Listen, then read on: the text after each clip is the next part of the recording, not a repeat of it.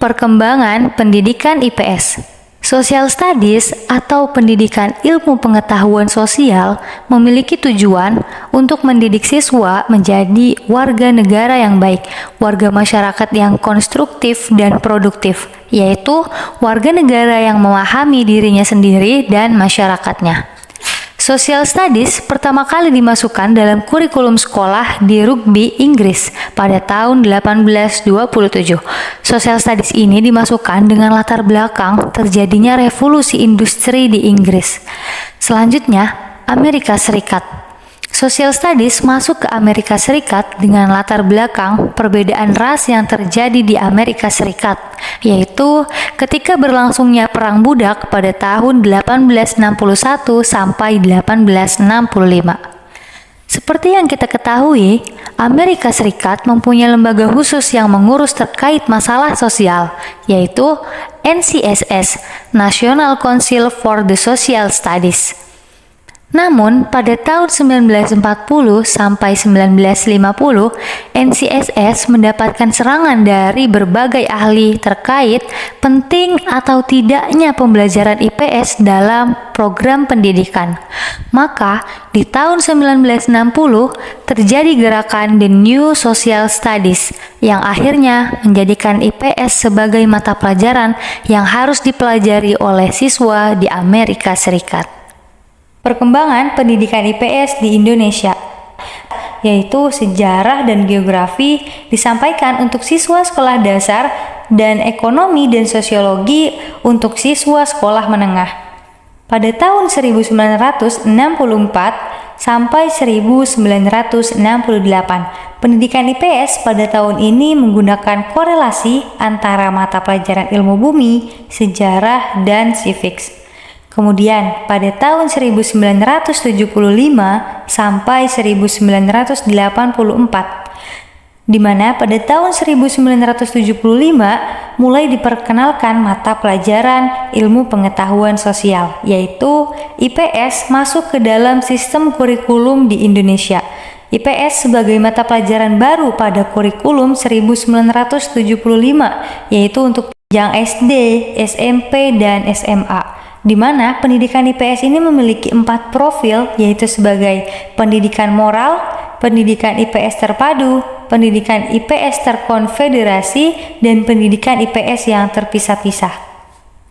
Pada kurikulum 1984, pengajaran IPS tidak banyak berubah, tidak mengalami perubahan, yaitu kurikulum yang berlaku adalah kurikulum 1975. Tahun 1994, mata pelajaran IPS untuk SMA menggunakan pendekatan terpisah, yaitu atas mata pelajaran sejarah nasional dan sejarah umum untuk kelas 1 dan 2, ekonomi geografi untuk kelas 1 dan 2, sosiologi kelas 2, sejarah budaya untuk kelas 3, program bahasa, ekonomi, sosiologi, tata negara, antropologi, dan yang lainnya. Jadi pada tahun ini mata pelajaran untuk IPS untuk SMA menggunakan pendekatan yang terpisah. Tradisi pembelajaran IPS. Yang pertama, IPS sebagai transmisi kewarganegaraan. Adanya transmisi kewarganegaraan ini latar belakangnya ialah IPS diajarkan sebagai ilmu sosial disebabkan krisis moral yang menimpa pada masyarakat Amerika Serikat pada saat itu, sehingga para ahli pendidikan, khususnya para pakar ilmu sosial, memandang perlunya IPS diajarkan sebagai transmisi kewarganegaraan, di mana tradisi pembelajaran IPS ini menekankan pada pewarisan nilai-nilai kepada peserta didik agar mereka memiliki pedoman dan berperilaku dan menjadi warga negara yang baik. Dengan adanya tradisi transmisi kewarganegaraan ini diharapkan para siswa menguasai sejumlah nilai-nilai, mampu berpartisipasi aktif dalam setiap kegiatan positif, serta memiliki sikap yang benar. Yang kedua, IPS sebagai ilmu sosial, di mana latar belakang IPS diajarkan sebagai ilmu sosial disebabkan oleh kebutuhan intelektual, di mana sebelumnya di transmisi kewarganegaraan hanya sedikit sekali yang memiliki hubungan dinamika masyarakat dan juga kurang berkaitan dengan perkembangan intelektual.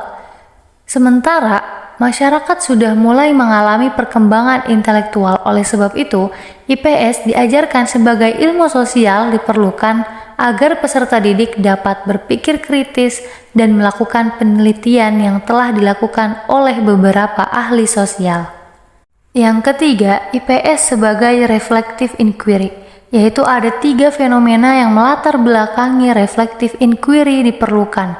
Yang pertama, perubahan sosial yang cepat. Yang kedua, kelompok yang bertentangan. Dan yang ketiga, ledakan ilmu pengetahuan. Maka inquiry ini merupakan tradisi pembelajaran IPS yang mengajak guru dan murid untuk bekerja sama mengidentifikasi satu masalah yang cocok untuk mereka dan masyarakat. Maka dengan adanya inquiry ini, yaitu mengajarkan kepada para siswa agar menjadi warga negara yang mampu membuat keputusan, mampu mengidentifikasi masalah dan meresponnya serasional mungkin, serta membantu para siswa untuk berpikir secara kritis tentang isu-isu yang terjadi. Yang keempat, IPS sebagai transformasi sosial. Tradisi ini terjadi karena perubahan sosial yang cepat, seperti perkembangan ilmu pengetahuan, teknologi, dan kebudayaan. Maka tradisi pembelajaran IPS ini mendorong siswa untuk membawa perubahan sosial di masyarakat. Siswa harus mampu menyesuaikan diri dengan perubahan-perubahan sosial yang terjadi di masyarakat, yaitu dengan menganalisis masalah-masalah isu sosial yang terjadi di masyarakat, serta menghasilkan sebuah solusi untuk permasalahan yang ada. Siswa juga harus melihat dunia secara global dan harus memahami pengetahuan dan informasi secara global pula. Yang kelima, IPS sebagai personal development, yang berarti IPS membantu mengembangkan secara maksimal potensi yang dimiliki peserta didik. Maka tradisi ini membantu mengembangkan potensi-potensi yang dimiliki oleh peserta didik. Dan yang terakhir, IPS sebagai decision making, yaitu IPS mendidik peserta didik untuk membuat keputusan yang rasional dan bertindak sesuai dengan keputusan yang telah dibuat.